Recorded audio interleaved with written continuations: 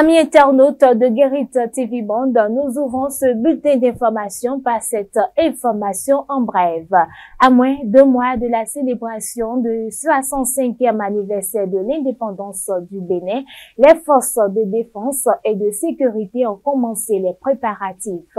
Le mercredi 2 juillet 2025, les premiers mouvements préparatoires ont été observés, marquant le début des répétitions pour le défilé militaire au boulevard de la Marina. Comme le veut la tradition, la fête nationale du 1er août comprendra un défilé militaire, symbole de souveraineté et de puissance des forces armées béninoises. Dans un autre registre, mesdames et messieurs, la drépanocytose, également connue sous le nom d'anémie falciforme, est une maladie génétique qui affecte l'hémoglobine, une protéine essentielle du sang. Elle peut entraîner des douleurs intenses, des infections graves et des complications potentiellement mortelles. Comment se manifeste-t-elle, surtout en période de fraîcheur? Quelles sont les actions pour éradiquer ce mal? Docteur Omer Dosiovo, médecin, nous en parle. L'électrophorèse de l'hémoglobine, c'est une maladie, c'est une analyse du sang qui permet de connaître le statut d'une personne par rapport à une maladie qu'on appelle la drépanocytose.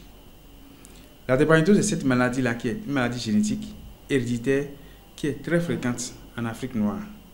Au Bénin, on dit par exemple jusqu'à 25% des personnes vivant, enfin des Béninois ou Béninoises, 25% portent le trait de drépanocytose. C'est-à-dire qu'ils sont capables de transmettre la maladie à leur génération, à la génération future. Donc cette électrophorèse nous permet de savoir si nous sommes de la forme AS, parce qu'il y a l'hémoglobine A, l'hémoglobine S, l'hémoglobine C, etc. Lorsque vous avez l'hémoglobine A et A, vous êtes AA. Lorsque vous avez les hémoglobines A et S, vous êtes SS. Et lorsque vous avez les hémoglobines S et S, vous êtes SS, ainsi de suite, SCO. Le problème, c'est que lorsque deux individus AS vont se rencontrer, vont se marier, vont avoir des enfants, les deux individus qui possèdent les S et S, si jamais les S se rencontrent, ça donne un enfant SS, qui est donc homozygote SS et qui est drépanocytaire, et qui va développer la maladie qu'on appelle la drépanocytose, qui a beaucoup de conséquences.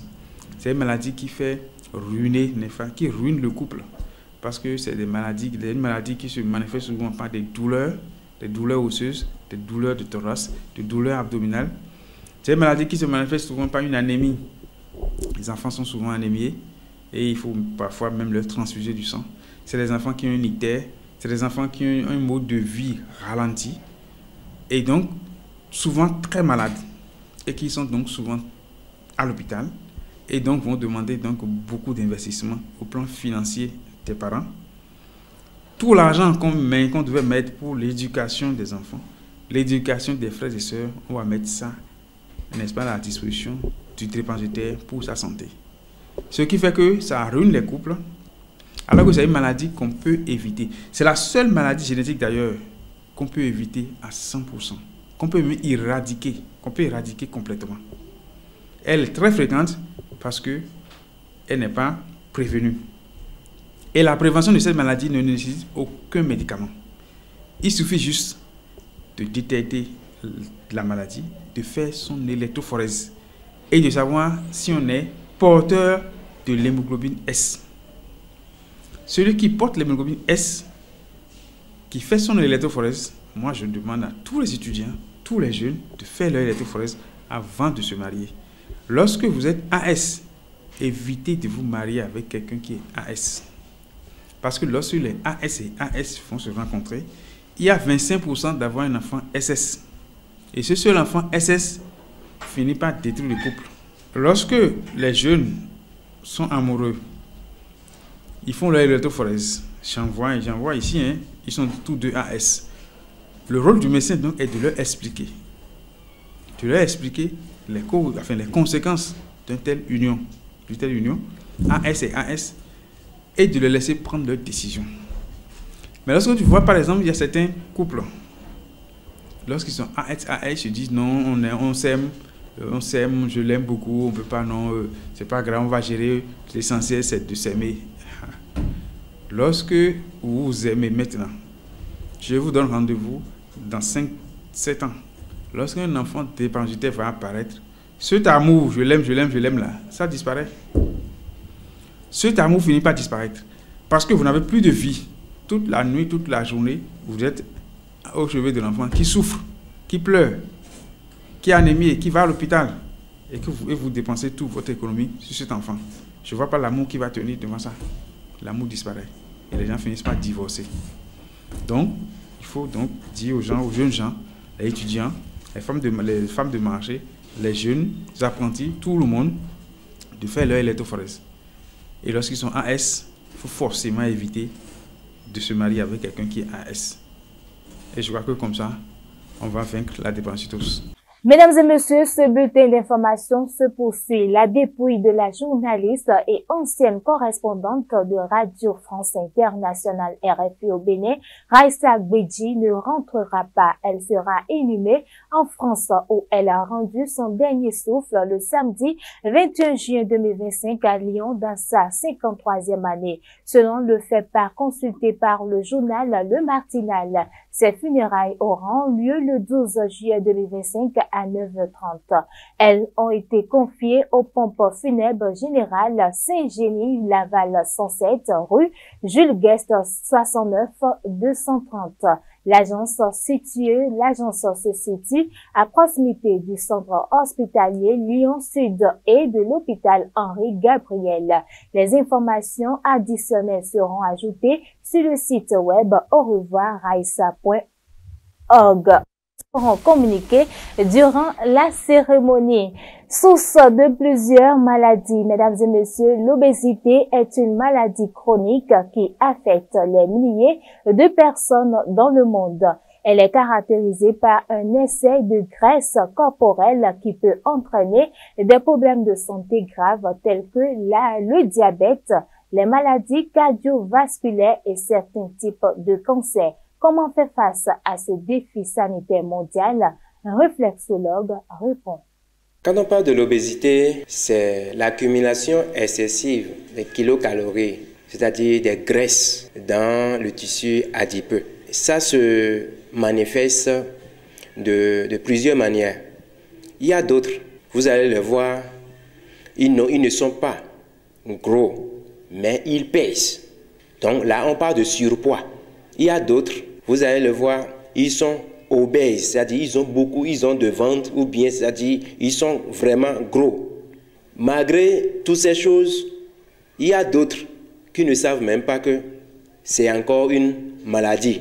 Donc ils peuvent dire que ils sont nés comme ça. Ne le sachant pas, l'obésité est la source de plusieurs d'autres maladies. L'obésité peut créer l'hypertension. Ça peut créer ce qu'on a appelé AVC. Ça peut créer ça. Ça peut créer même le diabète.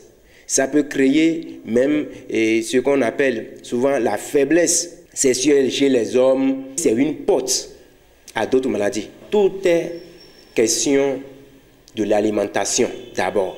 Il faut savoir quoi manger et quoi ne pas manger.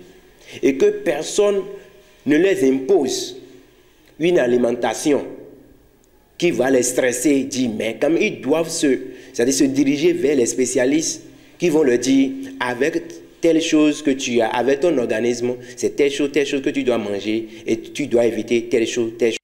À présent, l'actualité internationale de ce bulletin d'information. Les principaux leaders de l'opposition nigériane ont dévoilé ce mercredi une nouvelle coalition qui, selon eux, vise à détrôner le parti au pouvoir dans la plus grande démocratie d'Afrique avant les élections présidentielles 2027. La coalition Africa Democratic Congress, qui s'oppose au parti All Progressive Congress du président Bola Tinubu, est dirigée par Abubakar Atiku et Peter Obi, tous deux finalistes du dernier scrutin présidentiel. Ils sont rejoints par d'autres personnalités, dont d'anciens législateurs fédéraux et d'anciens gouverneurs du parti au pouvoir. Bola Tinubu a été accusé de vouloir transformer le Nigeria en un État à parti unique en utilisant les mécanismes de l'État pour convaincre des personnalités politiques de premier rang de quitter les partis d'opposition pour rejoindre le parti au pouvoir. Bien que le dirigeant ait nié cette allégation, certains de ses proches alliés, y compris au sein de la direction du parti au pouvoir, semblent les soutenir, ce qui suscite des inquiétudes dans une région menacée par le rétrécissement de l'espace démocratique. Du Nigeria, rendons-nous en Guinée. La Guinée s'apprête à organiser un référendum le 21 septembre prochain pour soumettre à la population un projet de nouvelle constitution. Présenté à la télévision nationale en début de semaine, ce texte propose plusieurs réformes importantes, dont l'allongement du mandat présidentiel de 5 ans à 7 ans renouvelable une seule fois. Cette réforme s'accompagne aussi de la création d'un Sénat dont un tiers des membres sera nommé directement par le chef de l'État, ainsi que d'une Cour spéciale de justice de la République chargée de juger le président et les ministres en cas de haute trahison, crime ou délit commis pendant leur mandat. La première version du projet précisait que nul ne pourrait exercer plus de 2 mandats à vie, clause finalement supprimée avant la remise officielle au président de la transition, le général Mamadi Doumbouya. Ce dernier avait initialement indiqué qu'il ne se présenterait pas à la prochaine élection présidentielle, bien que certains proches ayant récemment exprimé leur soutien à sa candidature. Par ailleurs, le projet de constitution introduit la reconnaissance officielle des langues africaines aux côtés du français et institue un quota d'au moins 30% de femmes dans les fonctions électives et les postes de direction publique, marquant une avancée notable sur la représentation des femmes. Ce référendum vise à préparer un retour à l'ordre constitutionnel après la prise du pouvoir par la junte en 2021 dans un contexte marqué par plusieurs coups d'État en Afrique de l'Ouest. En Ukraine, pour terminer, la question des violences sexuelles liées au conflit s'ajoute à la longue liste des crimes de guerre commis par l'agresseur russe. Jusqu'à présent, tous crimes confondus, la justice ukrainienne a recensé plus de 150 000 violations. L'État et les organisations non gouvernementales y répondent, font face à de nombreux obstacles. Les crimes à caractère social font partie des crimes les plus difficiles à recenser sur le territoire ukrainien. Face à ces violences, le travail des ONG ukrainiennes a été crucial. Klena Suslova, fondatrice du Centre d'information et de consultation pour les femmes, épaule les survivants depuis plus d'une décennie. Alors, nous avons posé des questions pour savoir s'il y avait eu des violations des droits humains.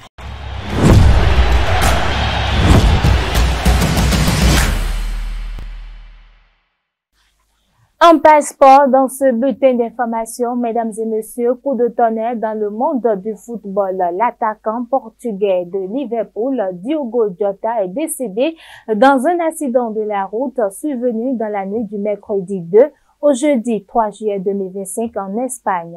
Le drame qui s'est produit près de Zamora a également coûté la vie à son frère André Silva, lui aussi footballeur professionnel. À seulement 28 ans, le joueur laisse derrière lui une carrière prometteuse, une famille éplorée et des millions de fans sous le choc. Voilà l'essentiel à retenir de ce bulletin d'information.